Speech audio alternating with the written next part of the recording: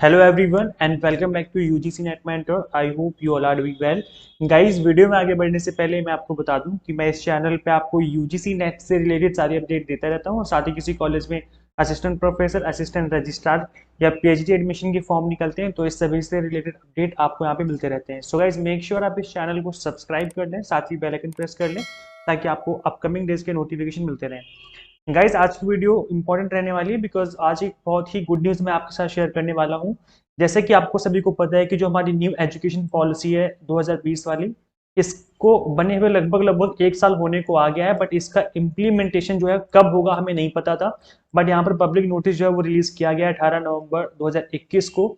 और ये जो नोटिस है यूनिवर्सिटी ग्रांट कमीशन की तरफ से आया है, this is the official notice. और इस नोटिस में इस पॉलिसी के कुछ पार्ट्स जो है उसको इम्प्लीमेंट करने की बात की गई। So initiatives undertaken by UGC for implementation of NEP 2020। तो बहुत ही अच्छी गुड न्यूज़ है आप लोगों के लिए, सभी के लिए, हमारे लिए और हमारे आने वाले जो पीढ़ी है हम लोगों की, उन सभी के लिए बहुत अच्छी गुड न्यूज़ रहने वाली है। बिकॉज यहाँ पर जो एनईपी में बहुत अच्छे अच्छे यहाँ पर इम्प्लीमेंटेशन होने वाले हैं। तो अब समझते हैं कि क्या क्या यहाँ पर बोला गया है इस नोटिस के अंदर।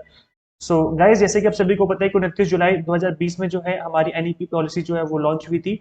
और उसको लगभग लगभग 1 ईयर जो ओनली होने को आ गया है। प्राइम मिनिस्टर जो है हमारे इंडिया के, उन्होंने इस बात को बोला है कि अब हमें इनिशिएटिव लेना चाहिए कि हम इसको इम्प्लीमेंट करें। और इस चीज से रिलेटेड यूजीसी ने यूनिवर्सिटीज को यहाँ पर इस नोटिस को इशू किया। तो देखते हैं कौन कौन से जो है यहाँ पर इम्प्लीमेंटेशन होने जा रही है, कौन कौन सी पॉलिसी जो यहाँ पर कौन कौन से रूल्स जो है और कौन कौन सी जो चीजें हैं जो यहाँ पर इम्प्लीमेंट होने जा रही हैं और ये किस तरीके से हमारे काम आएंगी।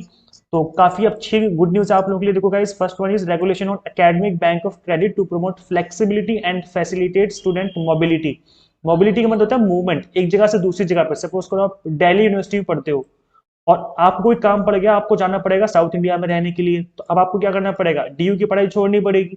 तो ऐसे में बच्चा अपनी डिग्री छोड़ देता था। अब क्या यहाँ पर एकेडमिक बैंक ऑफ क्रेडिट दे दिया आपको, जहां पर आप ऑनलाइन आपका जो क्रेडिट है, आई मीन क्रेडिट का मतलब है कि फर्स्ट सेमेस्टर में सपोज करो 5 सब्जेक्ट हैं आपके, तो उनका जो लेखा जोखा है, जो उसके मार्क्स हैं, जो भी क्रेडिट दिया गया है आपको, वो आपका ऑनलाइन रहेगा। तो बैंक ऑफ क्रेडिट का मतलब है कि आपकी ऑनलाइन एक तरीके से मार्कशीट या डिग्री एक तरीके से आपकी ऑनलाइन हर जगह अवेलेबल रहेगी। तो इससे मोबिलिटी जो है वो इजी हो जाएगी, फ्लेक्सिबिलिटी आ जाएगी आपकी एजुकेशन सेक्टर में, जो कि बहुत ही इंपॉर्टेंट और बहुत ही जरूरी यहाँ पर इंप्लीमेंटेशन होने वाला है। इसके अलावा गाइस हम देखेंगे that is guidelines on multiple entry and exit in the academic programs of higher education institution. क्या बोला गया यहाँ पर कि सपोज करो आपने एमकॉम की डिग्री या फिर एमबीए की डिग्री आप कर रहे हो, एक साल आपको को हुआ है और आपके घर के हालात ऐसे हो चुके हैं कि आपके घर में जो पैसे की प्रॉब्लम है वो बहुत ज्यादा हो गई है। अब आपको अपनी जो डिग्री बीच में छोड़नी पड़ेगी। कहते हैं ना कि जब जिम्मेदारी आती है तो इंसान पढ़ाई छोड़ देता है। तो ये जो चीजें हैं ये अब जो ये जितनी बातें हैं सब पास्ट की बातें कहलाएंगी। बिकॉज इंडिया में अब ये जो चीजें हैं इनसे हम ऊपर उठने वाले हैं बहुत जल्दी। यहाँ पे बोला गया है कि मल्टीपल एंट्री एग्जिट का मतलब है कि सपोज करो आपको बहुत ही कोई इंपॉर्टेंट काम पड़ गया था जिसकी वजह से आप अपनी डिग्री कंटिन्यू नहीं कर पाए थे किसी वजह से। अब आफ्टर 2 इयर्स, जब 2 साल बीत गए हैं, तब आपको लगता है कि यार अभी मेरी जो हालात है वो ठीक है और जो मैंने एक साल अपना डिग्री में दिया था अपनी पढ़ाई में उसको मैं आगे कंटिन्यू कर दूंगा, एक साल और उसमें ऐड कर दूंगा, तो मेरी 2 साल की डिग्री कंप्लीट हो जाएगी और मुझे एमबीए की डिग्री अवार्ड हो जाएगी। तो पहले क्या होता था, पहले आपकी जो डिग्री है जो आपने एक साल पढ़ाई करी वो आपकी वेस्ट हो जाती थी।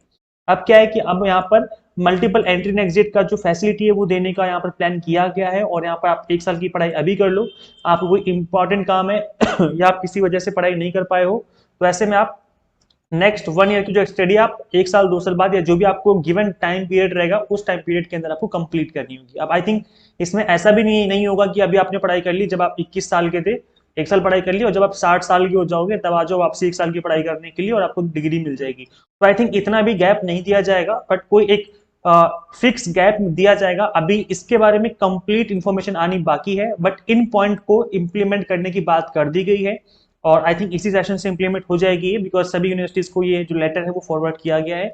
तो गाइस देखते हैं आगे और कौन कौन सी अच्छी अच्छी बातें जो यहाँ पर इंप्लीमेंट होने वाली हैं।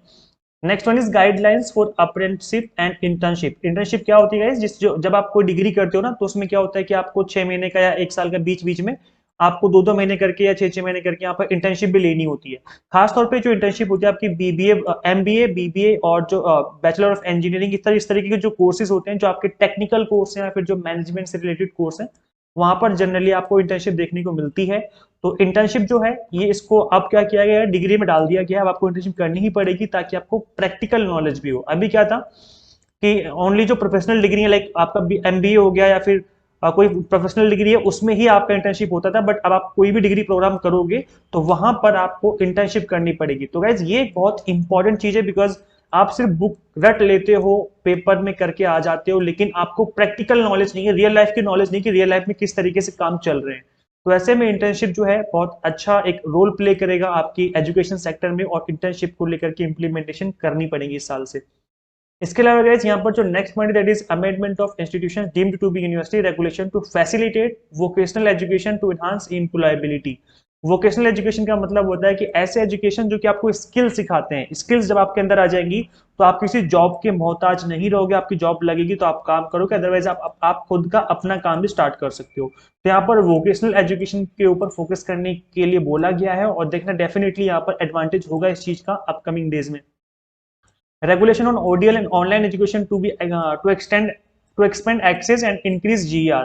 क्या बोला जा रहा है कि ऑनलाइन और जो हमारी डिस्टेंस की होती है ना पढ़ाई, उसको एक्सेस करने का, उसको एक्सपेंड करने की बात की गई, ताकि ग्रॉस इनरोलमेंट रेशियो, मतलब बच्चे जो एडमिशन लेते हैं, एडमिशन लेने का जो नंबर ऑफ स्टूडेंट्स है वो इंक्रीज हो जाए।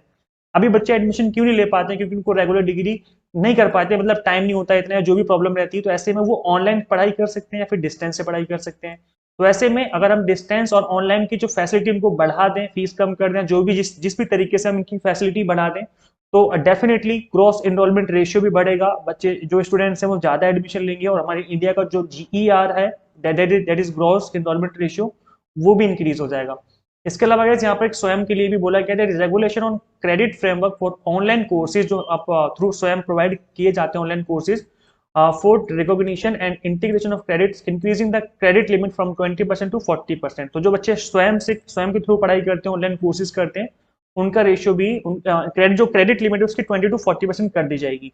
अभी यहाँ पर काफी जो एक्सप्लेनेशन है इन चीजों की वो आनी बाकी है, या फिर यूनिवर्सिटीज ही खुद समझाएंगे इस चीज को अपने तरीके से। बट ये जो चीजें वो इंप्लीमेंट होने वाली हैं। इसके बाद गाइस आपका next point that is guidelines for internationalisation of higher education. Higher education का इंटरनेशनलाइजेशन किया जाएगा, मतलब बाहर के स्टूडेंट यहाँ पे आ सकेंगे, हमारे बाहर जा सकेंगे, इंटरनेशनल लेवल पर जो है वो पढ़ाई की जाएगी, और जो कुरिकुलम है वो भी उस लेवल का बनाया जाएगा। इसके बाद गाइस बोला क्या, that establishment of office for international affairs, one stop contact for foreign student. Foreign student के लिए जो होगा यहाँ पर पढ़ाई जो है बहुत इजी हो जाएगी। ये भी क्या होता है, बहुत टफ रहती है, और उनको भी आई थिंक एंट्रेंस वगैरह एग्जाम देने पड़ते हैं। बट अभी क्या, इंटरनेशनल अफेयर्स के लिए एक ऑफिस ओपन किया जाएगा।